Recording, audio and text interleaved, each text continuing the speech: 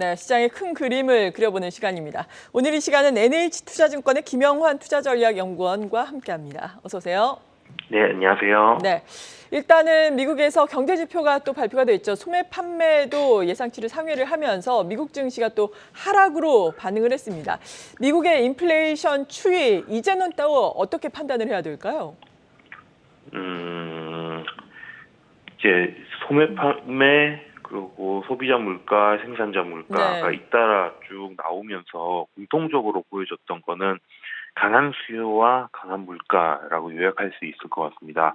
미국의 상당히 수요가 튼튼한 모습들을 보이고 있는데 문제는 그것 때문에 물가가 잘 안 잡히고 있다라는 부분이죠. 그래서 최근에 연준의 긴축 전망 자체도 더 이제 길어질 거 강해질 거다. 그래서 한 5.5% 정도까지 기준금리를 올릴 수 있고 연내 금리 인하 폭도 아주 작거나 없을 수 있다. 뭐 이런 얘기들이 나오고 있는데요.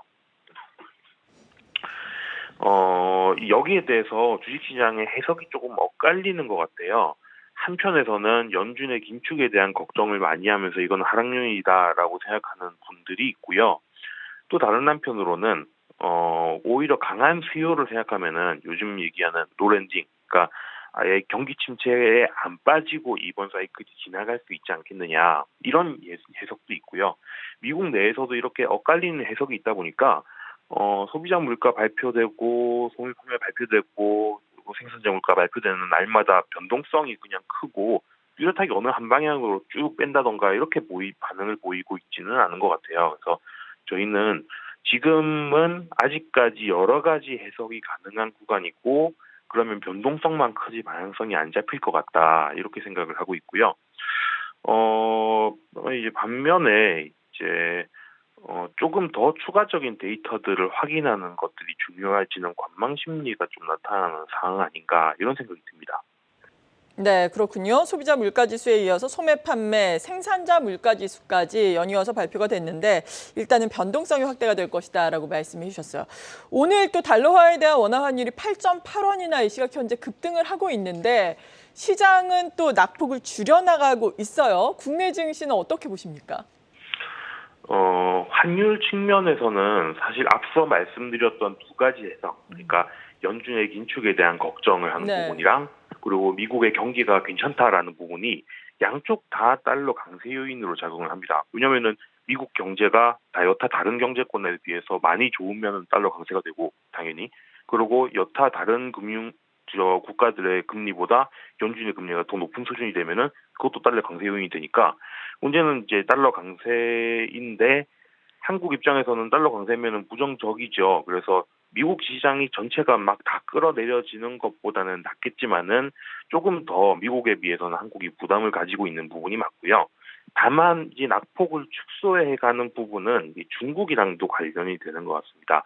최근 들어서 중국 경기가 턴어라운드 할 거다라는 기대들이 커지고 있고 중국의 코로나 확진자 수도 이제 좀 잡혀가는 거 아닌가라는 생각들을 하고 그 이후의 경기를 살리기 위해서 중국이 부양책을 또 쓰고 있는 상황인데 이런 것들을 생각하면은 달러 강세 요인 자체는 신흥국 특히 한국 증시 같은데 부정적이지만은 한편으로는 동아시아 경제에서 제일 큰 부분을 이제 차지하는 중국 경기가 돌아선다라는 부분은 또 한편으로는 부담감을 줄여주는 것이기도 하죠. 그래서 이것들이 상쇄되면서 한국 증시가 조금 하락 방향이긴 하지만은 낙폭은 좀 줄여주는 방향으로 작용하고 있는 것 같고, 그럼 이 둘 중에서 어느 쪽 변수가 더 센 거냐라고 하면요, 저희 생각에는 달러 약세는 그러니까 달러 강세는 계속해서 지속될 요인은 아닌 것 같아요. 결국은 미국 물가가 시간이 걸리지만은 잡혀간다는 과정이 방향이 나와주면은 일정 부분 달러 강세도 좀 진행이 되다가 다시 약세 전환이 될 여지가 있어 보이는데 반면에 중국 경기는 부양을 해서 경기가 턴어라운드를 한다고 하면 이건 당분간 쭉 가는 요인이잖아요.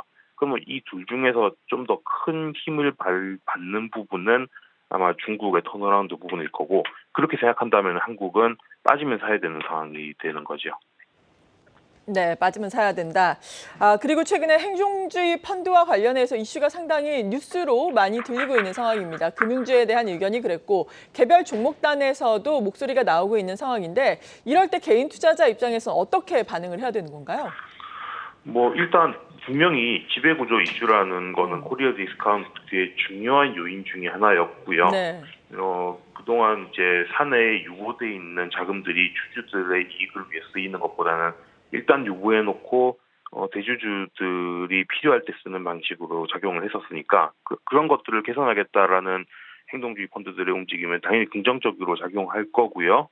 분명히 밸류에이션 리레이팅을 만들 일이기는 한데 다만 최근에 투자자들의 움직임을 보면은 이미 그런 액션으로 인해서 이슈가 붙어서 주가가 올라가는 거를 따라가는 움직임들이 종종 보이는데 이 부분에 대해서는 조금은 조심스럽습니다. 왜냐하면은 행동주의 펀드가 일단 뭐 주주 환원 요구를 하고 그럼 대기업이 이거를 그냥 받아들여주는 걸로 끝나버리면은 뭐 좋은데 항상 이런 게 잘 작동하는 건 아니란 말이죠. 그래서 펀드도 그렇지만은 대주주들이 어떻게 의사결정을 하느냐에 따라서 결과가 달라질 수 있는데 일정 부분 이런 거버넌스 해소에 대한 기대감 때문에 주가가 올라가 있는 상황에서 추가 진입을 하는 거는 뭐 수익이 날 수도 있지만 거기서 잘 좌절될 수도 있는 것들이 포함된다라는 거죠.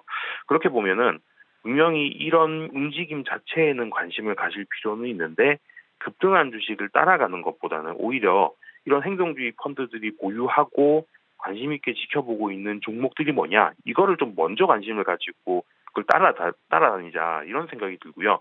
이미 액션이 들어간 이후에는 약간의 눈높이를 주가가 올라갈수록 눈높이는 좀 낮춰보는 게 맞지 않을까라는 생각이 듭니다. 네. 그리고 어제 우리 증시가 급등했을 때 특히나 큰 폭으로 올랐던 것이 요즘에 좋은 것이 또 2차 전지주가 되겠습니다. 오늘은 대부분의 2차 전지와 관련된 종목들이 좀 조정을 받고 있는데 조정 시에 매수를 해야 할지 의견 어떻습니까? 2차 전지는 좀 명암이 있는 것 같아요. 네. 2차 전지가 최근에 올라간 이유는 미국의 인플레 감축 법안의 세부안이 이제 3월에 나올 예정이니까 그 이후에 보조금이 늘어날 거고 기업들 실적이 좋아질 거다 이런 부분 때문인데 또 한편으로 이제 어제 나온 뉴스죠. 중국의 CATL이 포드와 기술지 라이선스를 해가지고 IRA 법안을 우회해서 미국 시장에 진출한다. 이런 얘기들이 있는데 그 얘기인즉슨 한국의 2차 전지 기업들 입장에서 점유율이 떨어질 수 있다라는 부분인 거죠. 그래서 미국의 2차 전지 관련 투자가 늘어나는 부분은 긍정적이지만 점유율 싸움이라는 점에서 이 투자가 늘어나는 부분을 한국이 다 이익으로 가져올 수 있다. 이렇게 보기는 좀 어렵다라는 생각이 들고요. 그러면 좋게 보기는 봐야 되는데 하지만 그중에서 옥석을 가질 필요가 있다. 그러니까 중국에 미국 진출하는 경우에도 영향을 적게 받을 종목에 좀 타깃해서 갈 필요가 있다. 이런 생각이 들고요. 그렇게 본다면은 매수 대응 조정 시 매수 대응을 하되 그 매수 대응의 대상이 되는 거는 테슬라향 쪽이 아니겠느냐 이런 생각이 듭니다. 네. 그리고 최근에 가상화폐 가격이 급등을 하면서 가상화폐와 관련된 종목들 긍정적인 양상입니다. 또 위믹스의 재상장 이야기가 나오면서 어제 위메이드 그룹주들이 일제히 또 상한가를 기록하기도 했는데 관련된 종목에 대한 투자 의견은요? 가상화폐와 가상화폐 관련주는 유동성 변화에 제일 민감한 자산이죠.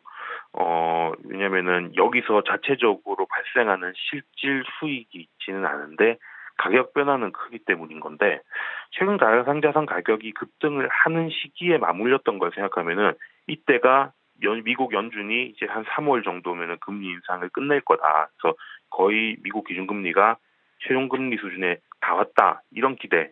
그리고 또 한편으로는 동아시아 지역의 중앙은행들, 일본이나 중국의 중앙은행들이 이제 확장적 통화 정책을 쓰면서 약간 유동성 공급을 해준 부분들이 있었단 말이죠. 이런 것들이 작용하면서 유동성 확장에 민감하게 반응을 한 결과였다. 저희는 그렇게 해석이 되는데요. 그런데 이제 이번 주에 발표됐었던 미국의 1월 지표들이 전반적으로 연준 긴축을 추가적으로 더 강화시킬 수 있다. 이런 걱정을 만들고 있는 상황이라고 생각을 하면은 저희는 가상화폐 관련주들 투심에는 일정 부분 단기적으로는 좀 부정적인 데미지가 있지 않을까라는 걱정을 하고 있습니다. 네. 그리고 다음 주에는 우리나라에 금융통화위원회가 있습니다. 미국은 지속적인 금리 인상이 지금 예상이 되고 있는 상황인데 한국은행의 판단은 좀 쉽지 않아 보입니다.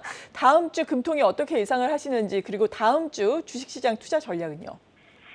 아무래도 최근 들어서 미국의 기준금리 인상 폭에 대한 생각이 3월까지 25bp 정도에서 6월까지 75bp 정도까지로 늘어났기 때문에 물론 미국이 실제로 그렇게까지 액션을 하느냐 아니냐는 지켜볼 필요가 있지만은 한국은행 입장에서도 일정 부분 그런 부분을 염두에 두고 대응 통화정책에서도 얘기가 나갈 수밖에 없지 않나 이런 생각이 들고 그렇다고 하면은 아무래도 할인율 부담이라는 차원에서 한국 주식에는 좋지는 않겠죠. 일정 부분은 이미 선 반영이 돼 있었을 텐데, 하지만 위냐 아래냐라고만 말하자면은 충격의 강도는 조금은 낮겠지만 이미 선 반영이 돼 있기 때문에 방향 자체는 약간은 아래다 이런 생각 정도가 들고요. 다만 이제 시장 반전의 계기에 대해서도 좀 고민이 필요한 것 같긴 합니다. 그래서 생각해 보면은 지금 아까 이제 미국의 투자자들도 두 가지 생각을 동시에 하면서 헷갈려 하고 있다 이런 말씀 드렸는데 그럼 이게 헷갈리지 않는 상황은 뭐냐? 추가적인 정보가 더 필요하다라는 거죠. 그럼 추가적인 정보가 나오는 거에 제일 첫 번째는 다음 주에 있을 미국 PCE 물가를 2월 24일 날 확인을 하게 되는데 그로부터 시작해서 2월 달 지표들 3월 2일 날 ISM 제조업, 3월 10일 날 미국 고용 보고서, 3월 14일 날 2월 CPI 이런 것들이 쭉 발표되는 것들을 확인하면서 시장 심리가 진정되고 조금 개선의 여지를 볼 수 있다라는 생각이 들거든요. 이런 걸 생각하면은 일시적으로 한국 증시는 금통위를 비롯해서 좀 연준의 긴축 스탠스 이런 것들을 반영하면서 흔들흔들 하는 모습들이 나올 것 같고 다만 3월까지를 놓고 보면은 반전의 계기들이 또 나타날 수 있기 때문에 오히려 빠졌을 때 저가 매수를 하자 이런 말씀 드리고 싶고요. 그런 상황이라고 한다면은 3월을 타깃해서 주식을 산다고 하면 중국의 양회 관련된 경기 부양 부분들 그리고 미국의 IRA 세부한 확정과 관련된 주식들 이런 쪽들에 주목을 해서 저가 매수하자 이런 말씀 드리고 싶습니다. 네, NH투자증권의 김영환 투자전략연구원이었습니다. 감사합니다. 네, 감사합니다.